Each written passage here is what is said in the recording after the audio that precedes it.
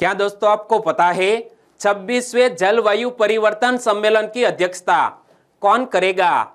प्रतिवर्ष अंतरराष्ट्रीय एनिमेशन दिवस कब मनाया जाता है? हाल ही में सुर्खियों में रहे कानो जिगोरो ने किस खेल का आविष्कार किया था? ऐसे ही 13 बड़ी खबरों को कवर करते हुए हमने आज का बोले तो 29 अक्टूबर 2021 का करंट अफेयर का वीडियो तैयार किया है। क्वालिटी की दृष्टि से बेस्ट यह वीडियो, आप लास्ट तक देखें। लास्ट में मैं आपसे एक क्वेश्चन पूछूंगा जिसका आंसर आपको नीचे कमेंट बॉक्स में देना है। और अभी तक आपने हमारी GK 2020 चैनल को सब्सक्राइब नहीं किया है तो सब्सक्राइब कीजिए, पास में जो बेल आइकन है उसे भी प्रेस कर दीजिए, क्योंकि आने वाले हर एक वीडियो की अपडेट आपको सबसे पहले मिले। और आज के वीडियो के क्वेश्चन की PDF फाइल आप पढ़ना चाहते हैं तो नीचे डिस्क्रिप्शन में लिंक रख दी है, वहां पर क्लिक करके डाउनलोड कर सकते हैं, पढ़ सकते हैं। चलिए बिना वक्त गवाए स्टार्ट करते हैं पहले क्वेश्चन से। पहला क्वेश्चन, अंतरराष्ट्रीय एनिमेशन दिवस कब मनाया गया? प्रतिवर्ष इंटरनेशनल एनिमेशन डे मनाया जाता है 28 अक्टूबर को, यानी कि इस क्वेश्चन का सही आंसर है 28 अक्टूबर बोले तो इंटरनेशनल एनिमेशन डे मनाया गया। और पिछले साल 2020 में 19वां इंटरनेशनल एनिमेशन डे मनाया गया और 2021 में यह 20वां अंतरराष्ट्रीय एनिमेशन दिवस मनाया गया है। इस वर्ष 20वां अंतरराष्ट्रीय एनिमेशन दिवस मनाया गया और यह दिन वर्ष 2002 में अंतरराष्ट्रीय एनिमेटेड फिल्म एसोसिएशन यानी कि आसिफा द्वारा मनाया गया था, जो यूनेस्को का एक सदस्य है। क्या यह आसिफा यूनेस्को का एक सदस्य है? उनके द्वारा यह इंटरनेशनल एनिमेशन डे मनाया जा रहा है। और आसिफा का पूर्ण स्वरूप क्या होता है?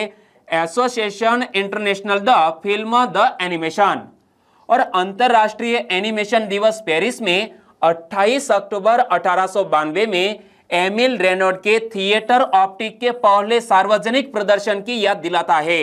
और आसिफा के वर्तमान अध्यक्ष कौन है? आसिफा की वर्तमान अध्यक्ष है सयोको किनोशिता। नाम थोड़ा डिफिकल्ट है, सयोको किनोशिता आसिफा की वर्तमान अध्यक्ष। और आसिफा के संस्थापक कौन थे? जॉन हल्लास, इमेज में आप देख सकते हैं। और आसिफा की स्थापना 1960 में फ्रांस के NAC में हुई। कहां पर? फ्रांस के NAC में। और दोस्तों इसी तरह हर क्वेश्चन से जुड़े इंपॉर्टेंट फैक्ट मैं आपके सामने रखता हूं। हमारा यह तरीका आपको अच्छा लगता है, लाइक करना मत भूलिएगा। दूसरा क्वेश्चन है आपकी स्क्रीन पर, कानो जिगोरो किस खेल के संस्थापक थे? इमेज में आप देख सकते हैं कानो जिगोरो। कल आपने गूगल पर सर्च किया था, आपको एक डूडल नजर आया होगा। यह डूडल किसका था? कानो जिगोरो का था। और कानो जिगोरो ने जूडो खेल का आविष्कार किया था, यानी कि इस क्वेश्चन का सही आंसर है जूडो। और जूडो क्या है? एक जापानी मार्शल आर्ट है। इसका एक स्पेशल ड्रेस भी होता है। आप गूगल पर, यूट्यूब पर सर्च करेंगे तो आपको जूडो के बारे में सारी इंफॉर्मेशन मिल जाएगी। लेकिन सबसे पहले तो याद रखो कि कानो जिगोरो जूडो खेल के संस्थापक थे।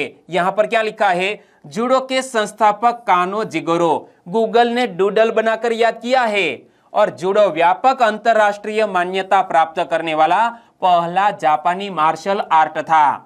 और जूडो खेल का निर्माण 1882 में जापान के कानो जिगोरो द्वारा शारीरिक, मानसिक और नैतिक शिक्षा शास्त्र के रूप में किया गया था। और कानो जिगोरो का जन्म ह्यूगो जापान में 28 अक्टूबर 1860 में हुआ था। कब? 1860 में कानो जिगोरो का जन्म जापान के ह्यूगो में। और जापान के प्रोफेसर रह चुके डॉक्टर कानो जिगोरो के जन्म दिवस को विश्व जूडो दिवस के रूप में पूरे विश्व में मनाया जाता है। तो दोस्तों यह फैक्ट याद रख लो कि वर्ल्ड जूडो डे कब मनाया जाता है? 28 अक्टूबर को मनाया जाता है। किसकी याद में मनाया जाता है?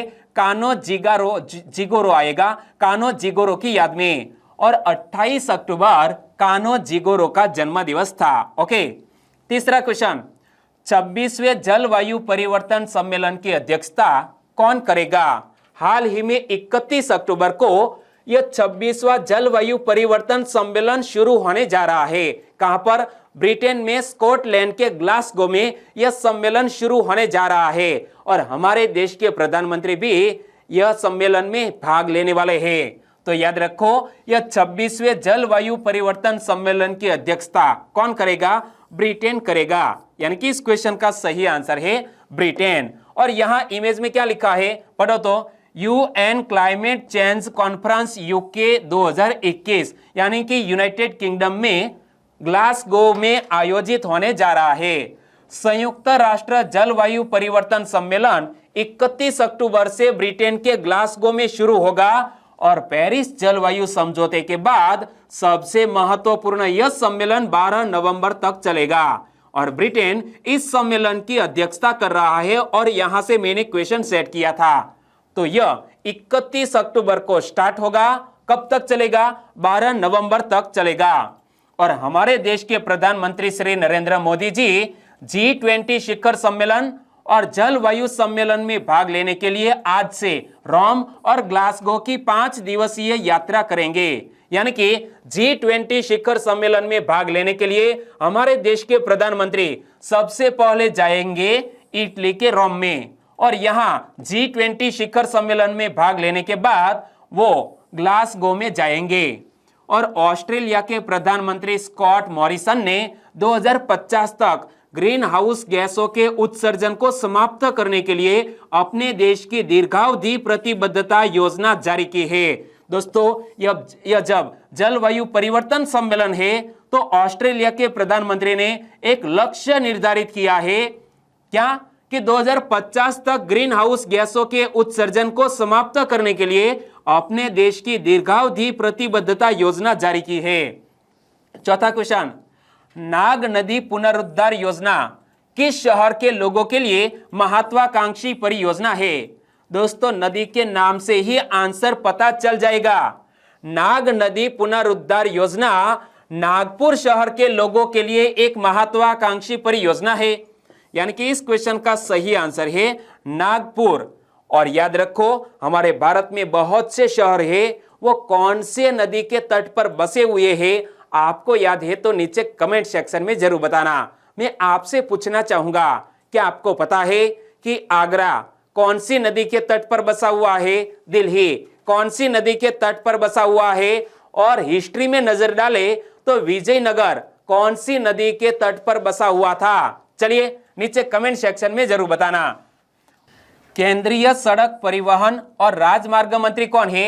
नितिन गडकरी साहब। इमेज में आप देख सकते हैं नितिन गडकरी द्वारा संकल्पित नाग नदी पुनरुद्धार परियोजना को वित्त व्यय समिति ने स्वीकृति दे दी है और यह नागपुर के लोगों के लिए एक महत्वाकांक्षी परियोजना है। और नाग नदी से संबंधित 2117 करोड़ रुपए की परियोजना पर काम शुरू हो जाएगा और इस परियोजना के काम को पूरा करने के लिए 8 वर्ष का समय तय किया गया है। क्या दोस्तों? नाग नदी से संबंधित 2117 करोड़ रुपए की परियोजना पर काम शुरू हो जाएगा और 8 वर्ष की समयावधि में यह कार्य पूरा होगा। और इस परियोजना के अंतर्गत 3 जल मल शोधन परियोजनाओं पर काम किया जाएगा। पांचवा क्वेश्चन, निम्न में से किसने एक नई राजनीतिक पार्टी के गठन की घोषणा की है? हाल ही में एक राज्य के पूर्व मुख्यमंत्री ने एक नई राजनीतिक पार्टी के गठन की घोषणा की है और इस राज्य के पूर्व मुख्यमंत्री का नाम है कैप्टन अमरिंदर सिंह। कैप्टन अमरिंदर सिंह ने पंजाब राज्य में एक नई राजनीतिक पार्टी के गठन की घोषणा की है। यानी कि इस क्वेश्चन का सही आंसर है कैप्टन अमरिंदर सिंह। इमेज में आप देख सकते हैं पंजाब के पूर्व मुख्यमंत्री और कांग्रेस के पूर्व दिग्गज नेता कैप्टन अमरिंदर सिंह बहुत जल्द ही एक नई राजनीतिक पार्टी बना रहे हैं और इस पार्टी के नाम और चुनाव चिन्ह के बारे में निर्णय लिया जा चुका है और निर्वाचन आयोग से इसकी अनुमति ली जा रही है। और कांग्रेस के कई नेता और विधायक कैप्टन अमरिंदर सिंह के संपर्क में है और उनकी पार्टी पंजाब में सभी यानी कि 117 विधानसभा सीटों पर चुनाव लड़ेगी। इसी तरह की बात पूर्व मुख्यमंत्री कैप्टन अमरिंदर सिंह ने की है। और यहां जब एक नई राजनीतिक पार्टी की बात आई है, उन्हें एक चुनाव चिन्ह भी आवंटित किया जाएगा, जिस तरह आम आदमी पार्टी का चिन्ह है झाड़ू। तो इसी तरह चुनाव चिन्ह के बारे में मैं आपको कॉन्स्टिट्यूशन के लिहाज से बताऊं, चुनाव चिन्ह आरक्षण और आवंटन आदेश 1968 चुनाव आयोग को राजनीतिक दलों को मान्यता देने और चुनाव चिन्ह आवंटित करने का अधिकार देता है।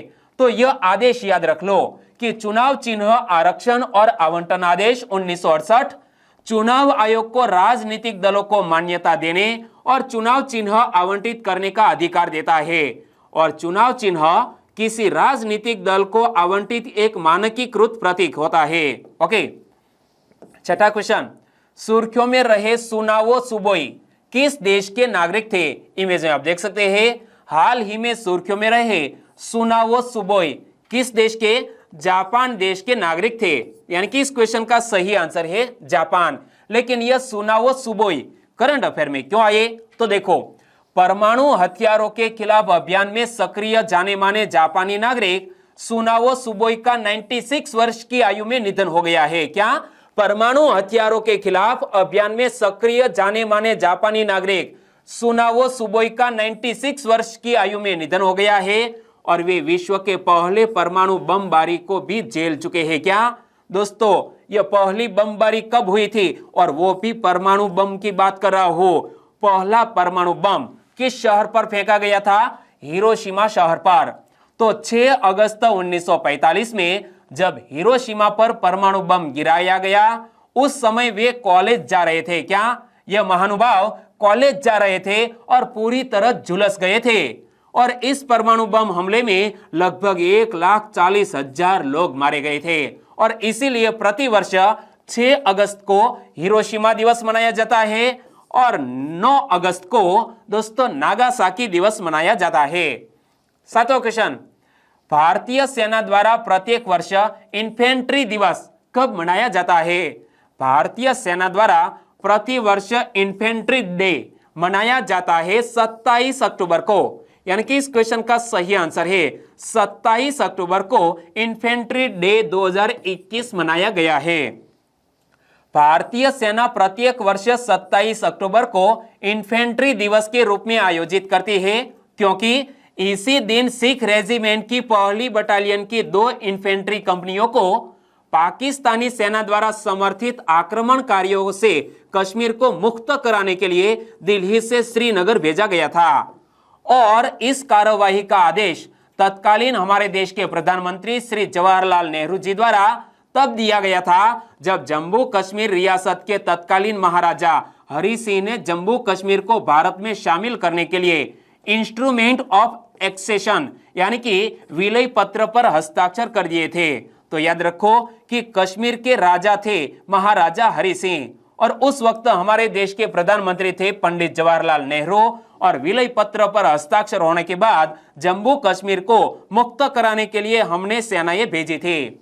8वां क्वेश्चन, क्वीन हे ह्वांग ओके मेमोरियल पार्क किस शहर में स्थित है?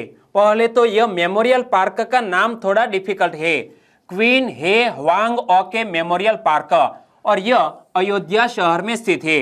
यानी कि इस क्वेश्चन का सही आंसर है अयोध्या शहर।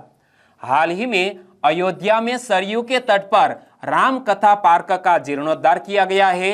साथ ही इसका नाम बदलकर क्वीन हे ह्वांग ओके मेमोरियल पार्क कर दिया गया है। तो दोस्तों याद रखो कि अयोध्या सरयू नदी के तट पर स्थित है और सरयू नदी के तट पर ही यह राम कथा पार्क का हाल ही में जीर्णोद्धार किया गया और नाम बदला गया है। नाम क्या कर दिया गया है? क्वीन हे ह्वांग ओके मेमोरियल पार्क। और इस स्मारक पार्क में अब रानी और राजा के पवेलियन शामिल है जहां उनकी प्रतिमाएं मौजूद है। इमेज में आप देख सकते हैं। और राजकुमारी सूरी रत्न की यात्रा को चिन्हित करने हेतु एक तालाब भी बनाया गया है। और वर्ष 2000 में भारत और दक्षिण कोरिया ने अयोध्या और गिम्हे को सिस्टर सिटीज के रूप में विकसित करने हेतु एक समझौते पर हस्ताक्षर किए थे। क्या? साल 2000 में भारत और दक्षिण कोरिया ने अयोध्या और गिम्हे को सिस्टर सिटीज के रूप में विकसित करने हेतु एक समझौते पर हस्ताक्षर किए थे। लेकिन यहां जिक्र किया गया है रानी हे ह्वांग ओके का।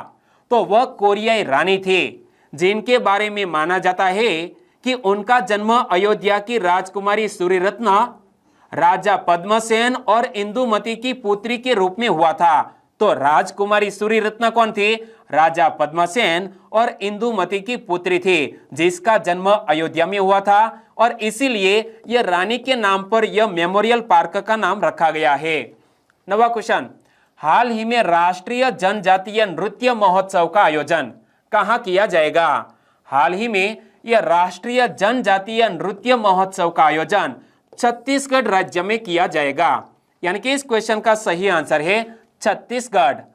छत्तीसगढ़ पर्यटन बोर्ड द्वारा 28 अक्टूबर से रायपुर में राष्ट्रीय जनजातीय नृत्य महोत्सव का आयोजन किया जाएगा, जिसमें विभिन्न भारतीय और अंतर्राष्ट्रीय नृत्य समूह हिस्सा लेंगे।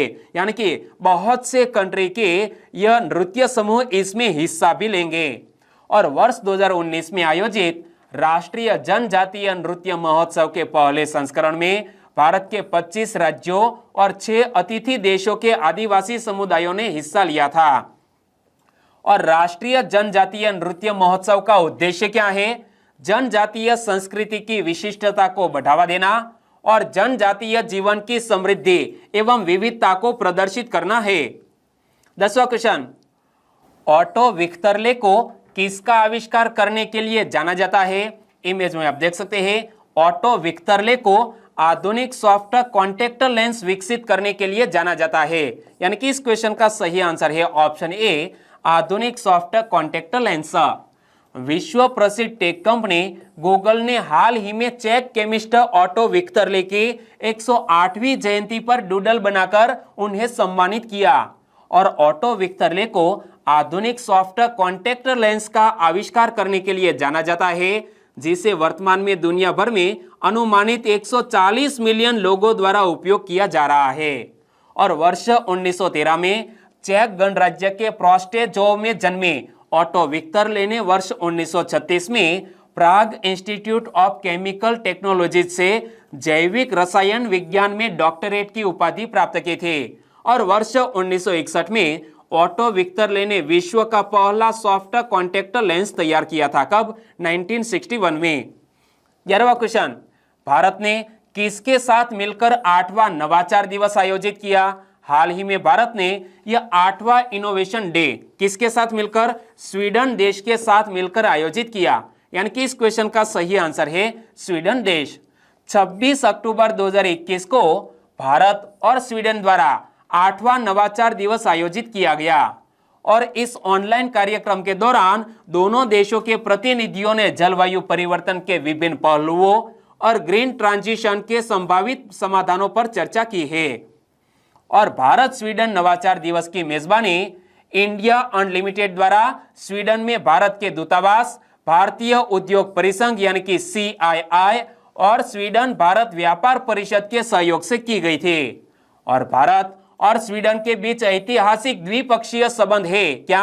भारत और स्वीडन के बीच ऐतिहासिक द्विपक्षीय संबंध है। और उनके बारे में मैं आपको बताऊं तो स्वीडन उन देशों में शामिल है जिन्होंने वर्ष 1947 में सर्वप्रथम भारत की स्वतंत्रता को मान्यता दी थी। और वर्ष 1949 में दोनों देशों ने अपने औपचारिक राजनयिक संबंध स्थापित किए थे। क्या? भारत और स्वीडन के बीच राजनयिक संबंध कब स्थापित हुए? 1949 में। 12वां क्वेश्चन, प्रत्येक घर के लिए ODF और बिजली हासिल करने वाला पहला राज्य कौन बना? सबसे छोटा राज्य कौन सा है? गोवा। बिल्कुल सही, गोवा हाल ही में ODF और बिजली हासिल करने वाला देश का पहला राज्य बन गया है। यानी कि इस क्वेश्चन का सही आंसर है गोवा राज्य। गोवा ने हर घर में खुले में शौच मुक्त यानी कि ओपन डेफिकेशन फ्री और बिजली हासिल की है। और मूल ODF प्रोटोकॉल वर्ष 2016 में जारी किया गया था। और गोवा की कुछ महत्वपूर्ण उपलब्धियों की बात करूं तो हर घर जल मिशन के तहत हर घर को नल का पानी उपलब्ध कराने वाला पहला राज्य भी गोवा बन गया था। इसके अलावा गोवा ने गरीबों और जरूरतमंदों को मुफ्त राशन उपलब्ध कराने का 100% लक्ष्य हासिल किया है। और इसने कोविड-19 टीकाकरण की 100% पहली खुराक भी पूरी कर ली है।